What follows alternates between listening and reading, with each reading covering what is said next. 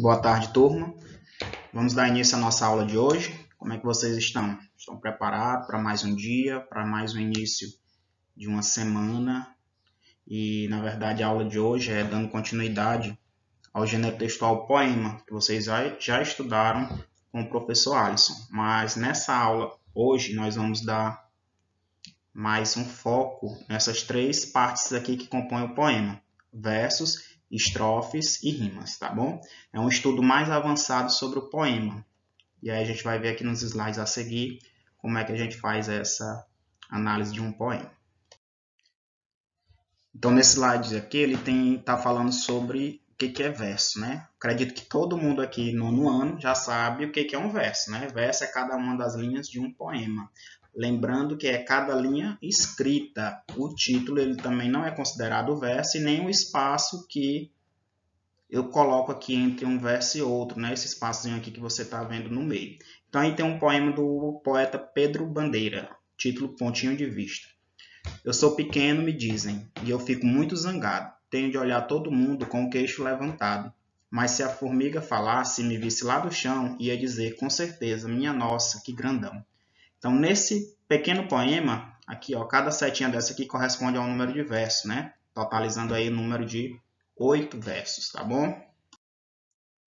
Os versos eles são classificados de acordo com o número de sílabas poéticas que eles contêm. Agora, isso daqui você precisa de uma atenção porque é novidade, tá? Ele está falando aqui sobre sílabas poéticas. A gente vai aprender isso lá nos próximos slides. Só adiantando que sílaba poética ela é diferente de sílaba gramatical, que é aquela sílaba que a gente é acostumado a fazer a separação nas aulas de gramática, tá? Sílaba poética é totalmente diferente de sílaba gramatical. E aí esse verso, dependendo do número de sílabas poéticas que ele tiver, ele vai receber um nome específico, né? Aí eu tenho de 1 até mais de 12 sílabas poéticas presentes dentro de um verso. E cada número de sílaba vai representar um nome para esse tipo. Esses números aqui de 1 até 4 é um pouco difícil você encontrar poemas com esses números de sílabas, né? O que é mais comum é de 5 a 12.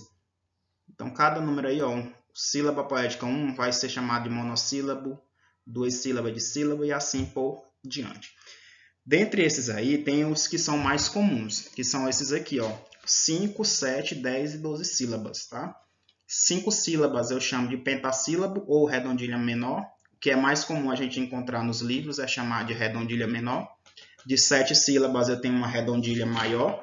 10 sílabas eu tenho um verso decassílabo ou heróico. Não é muito utilizada essa palavra heróico, tá? Então a gente vai aprender mais a usar decassílabo. E o 12 é os versos alexandrinos, tá? Então o que que você precisa focar mais? Nos versos de 5, 7, 10 e 12, né?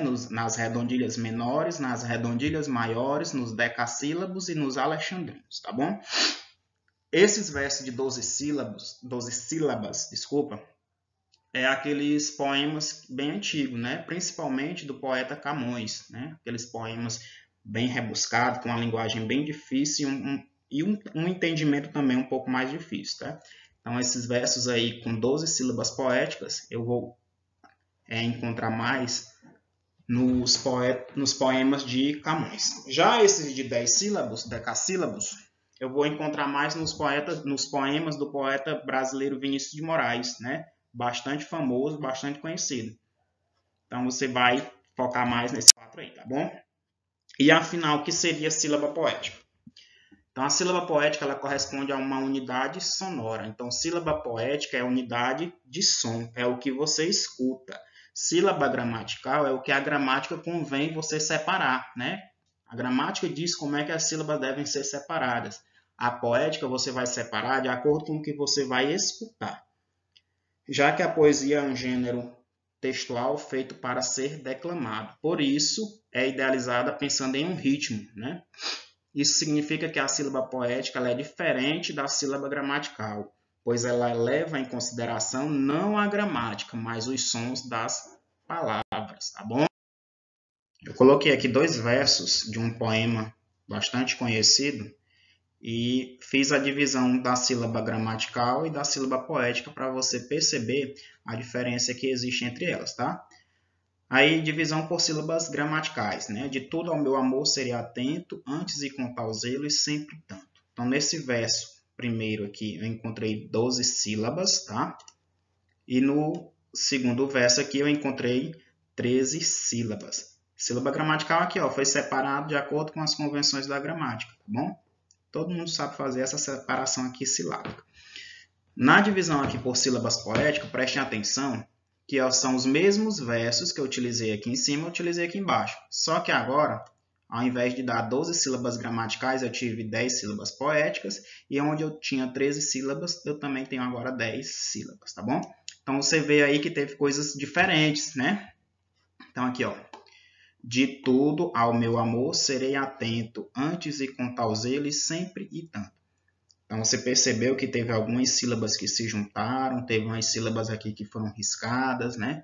Então, isso aí é contagem de sílaba poética. Então, você percebe que tem a diferença da sílaba gramatical. Se eu fosse dizer o número de sílabas gramaticais, eu tinha 12 e 13. Se for dizer o número de sílabas poéticas, eu tenho 10 nos dois versos, tá bom? Então, afinal aí, o que é sílaba poética, né? Essa contagem de sílaba poética é chamada de metrificação ou escansão. Então, esse ato aqui de você dividir em sílabas poéticas, você está fazendo uma metrificação ou escansão. Os dois nomes significam a mesma coisa, tá? Próximo slide aqui, vamos ver como é que faz essa tal de metrificação. Você vai levar em consideração 3 passos básicos e bem simples, tá? Só que confunde a cabeça de muito aluno isso aqui, porque ele requer muita atenção e requer também que o aluno tenha o ouvido bem aguçado, bem apurado, tá? Então, o primeiro passo para fazer a metrificação de um verso, a escansão de um verso, é contar a sílaba poética até a última sílaba tônica, tá? Então, você vai pegar a última palavra do verso e vai levar em consideração somente a sílaba tônica. Se tiver sílabas depois da tônica, eu vou desprezar, eu vou eliminar, eu não vou contar com essa sílaba. Passo número 2. Onde tem vogais iguais, vão se juntar e formar uma única sílaba, tá bom? E o passo número 3, onde tiver ditongos, eu também vou unir como se fosse uma única sílaba. Aí eu tenho que lembrar do que é ditongo, né? Ditongo é a união de vogal ou semivogal na mesma sílaba, ou então semivogal ou vogal. Aí dependendo do ditongo, crescente ou decrescente. Então, resumindo, como é que eu vou fazer a escansão de um verso, a metrificação? Levar em conta só a sílaba tônica da última palavra e as vogais iguais vão se juntar e os ditongos também vão se juntar, tá bom? Então, vamos ver aqui na prática como é que a gente faz essa metrificação, essa escansão. Então, tem aí uma estrofe, eu separei em 2 versos cada, né? Antes e contar os eles sempre tanto, e em seu louvor e de espalhar meu canto. E assim, quando mais tarde me procure, quem sabe a morte e a angústia de quem vive, tá? Então, o que é que está dizendo lá? Primeiro, eu vou separar aqui, normal, tá? Gramática, como se fossem sílabas gramaticais normal. E onde tiver aqueles 3 pontos lá, eu vou fazer a junção. Por exemplo, aqui juntou porque eu tenho ditongo, né? Vogal e semivogal. Aqui vai juntar na mesma sílaba porque eu tenho vogais iguais. Na última palavra do verso, ele diz que eu só devo levar em consideração a sílaba tônica. Então, a sílaba tônica aqui é o tan. Despreza o que tiver depois. Aqui juntou porque eu tenho sílabas iguais. Aqui também juntou porque eu tenho tenho vogais iguais. Palavra canto, quem é a sílaba tônica de canto? O can. Então, tudo que tiver depois, despreza. E assim, o i, semivogal com vogal, junta na mesma sílaba quando mais tarde me procure. Sílaba tônica aqui, ó, cu, tudo que tiver depois, despreza. Quem sabe a morte, né? Semivogal e vogal juntou. Angústia de quem vive, quem é a sílaba tônica de vive, vi, tudo que tiver depois, despreza, tá bom? Agora, pessoal, presta atenção na leitura do verso. Você vai entender melhor. Antes de contar os eles sempre e tanto, né? Bem aqui nessa palavra zelo e, você não fala dessa forma, contar o zelo e sempre e tanto. Você não fala assim quando está declamando poema. Esse zelo e é como se fosse zeli, né? Antes de contar os eles sempre tanto. E esse é como se ele não existisse. Então, por isso que você junta. tá? Na hora da declamação, você já faz isso automaticamente.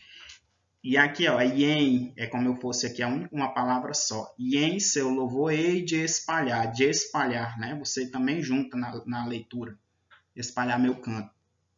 E assim, é como se fosse um nome, e assim, quando mais tarde me procure, quem sabiá, né? É quase como se fosse sabiá, só que eu não tenho esse A tônico. Quem sabe a morte e a angústia de quem vive, tá bom? Então aí eu tenho uma metrificação, ou escansão do verso, tá? É um pouco complicado, mas na prática a gente consegue aprender isso aí direitinho. Então aqui nesse slide, a gente agora vai falar sobre o que é estrofe. Também é básico, todo mundo já sabe, tem noção do que é estrofe, né? Estrofe é um conjunto de versos. Então aqui eu tenho o mesmo poema lá do início, né?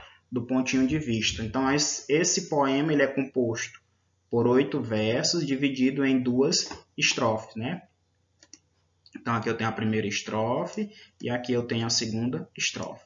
Esse agrupamento de versos, né? Aqui, ó, eu chamo de estrofe. Lembrando que essa linha que separa uma estrofe da outra eu não conto como verso, tá bom? Aí eu tenho soneto.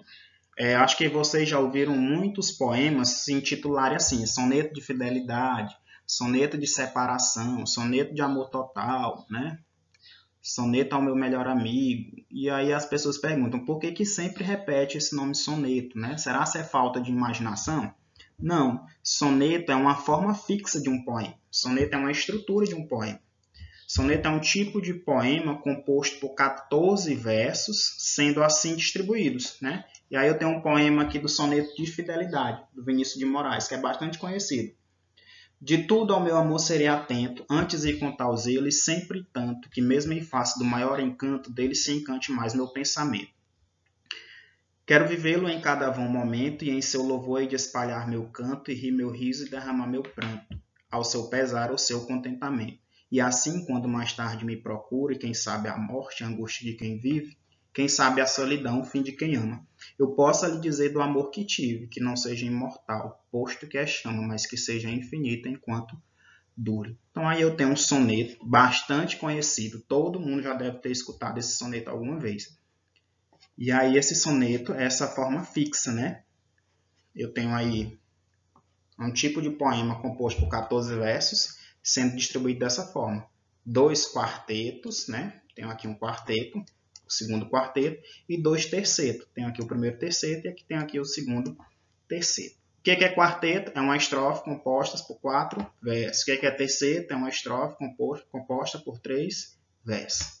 Então, lembrando lá, o que é um soneto?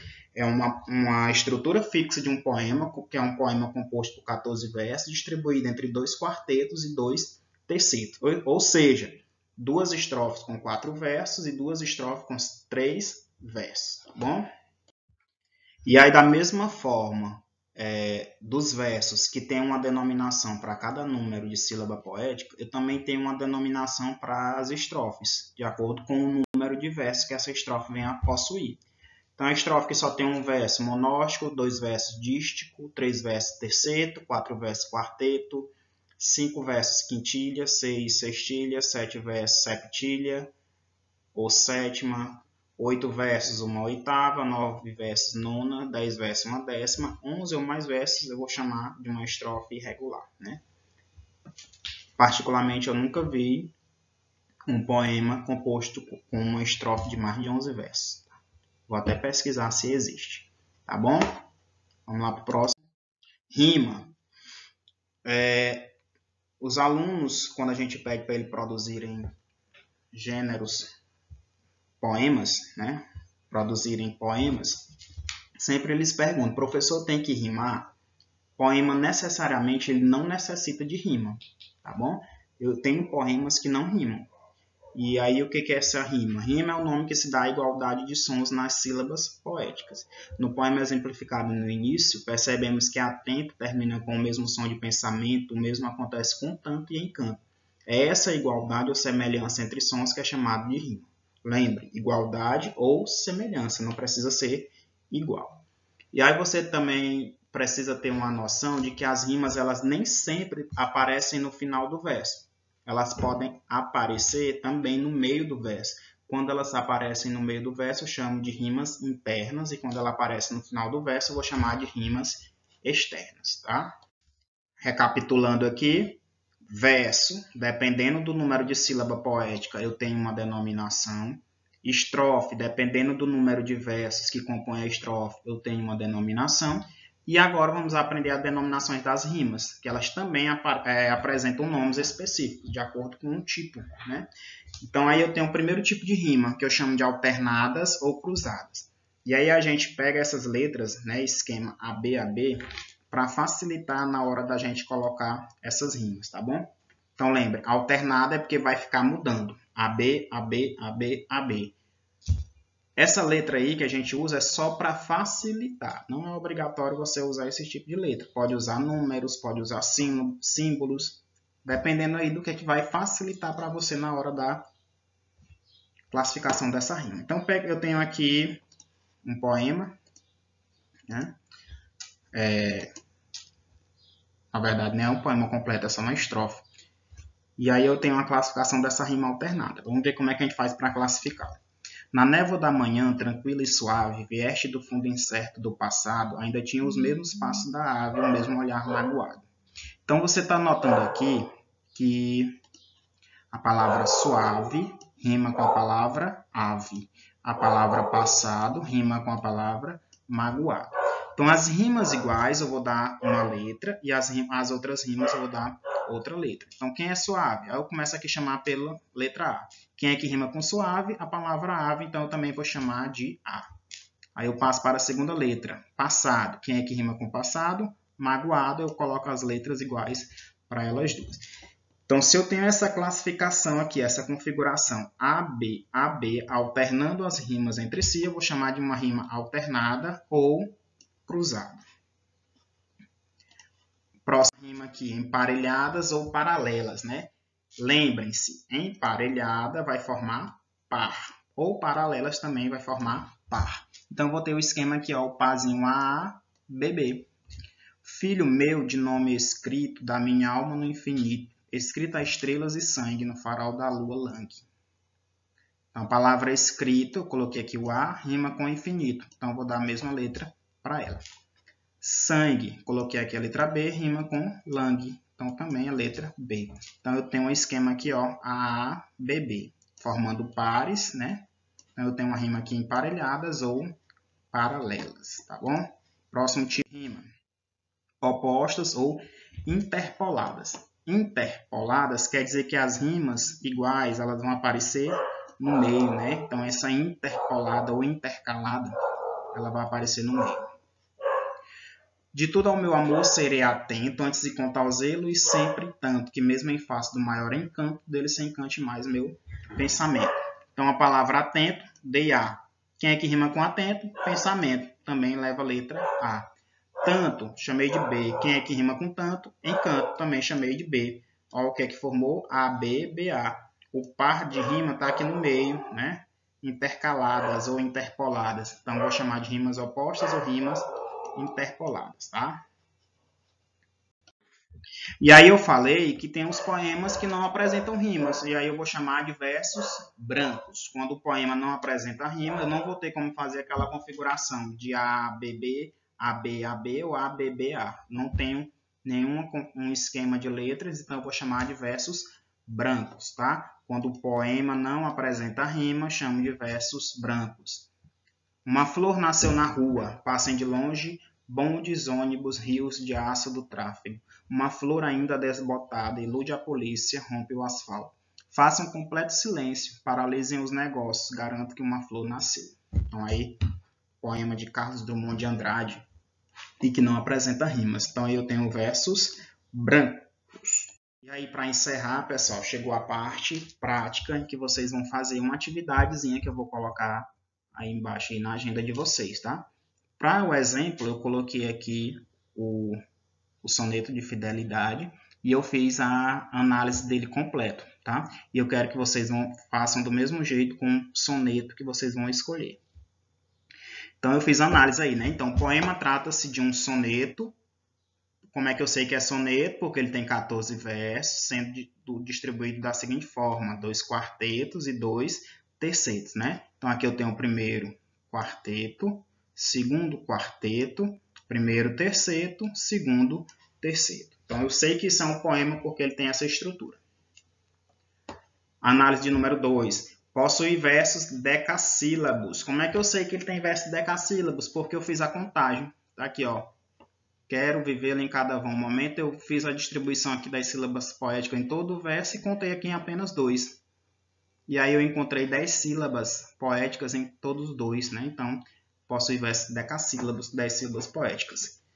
E as rimas, elas são intercaladas. Como é que eu sei? Porque eles apresentaram essa configuração. ABBA, né? Ó, ABBA, ABBA, ABB, ABC, BCA. Então, elas estão intercaladas aqui e aqui. Só que aqui eu dei letras diferentes, tá? Coloquei o Czinho aí no meio. Então, isso é uma análise poética, né? Uma análise de um poema. Poderia fazer muito mais, mas por enquanto só isso basta, tá? Pessoal, uma coisa aqui que eu quero dizer para vocês. Poema não é um gênero fácil de ser feito, tá? Se você levar a ver aí em considerações esses poemas, os poetas eles tinham uma preocupação muito grande ao escrever poemas. Levavam tempo, vários anos, meses, né? Muito tempo mesmo para escrever um poema. A gente não escreve poema numa tarde. O que vocês fazem é poemas, só que poemas modernos, né? Que não levam em consideração nenhuma dessas estruturas. Quando eu divido as sílabas poéticas de um poema, antigos, tá? Esses novos não obedecem mais essas métricas. Então aqui eu não preciso contar todos eles para me saber que tem 10. Se um verso deu 10, todos os outros têm que dar 10. Então olha a dificuldade que o poeta tinha ao fazer esse poema, né? Sair distribuindo aí 10 sílabas poéticas durante todo o verso, tá bom? Então eu vou colocar agora aqui a agenda para vocês com a nossa atividade. Qualquer dúvida, revejam o vídeo novamente, né? Vou colocar a descrição do YouTube para vocês e me perguntem no privado ou então no grupo, tá bom? Chegou o final da nossa aula, né? Do nosso vídeo. Abraços, né? Saudade de vocês e até segunda-feira na nossa próxima aula. Tchau, tchau.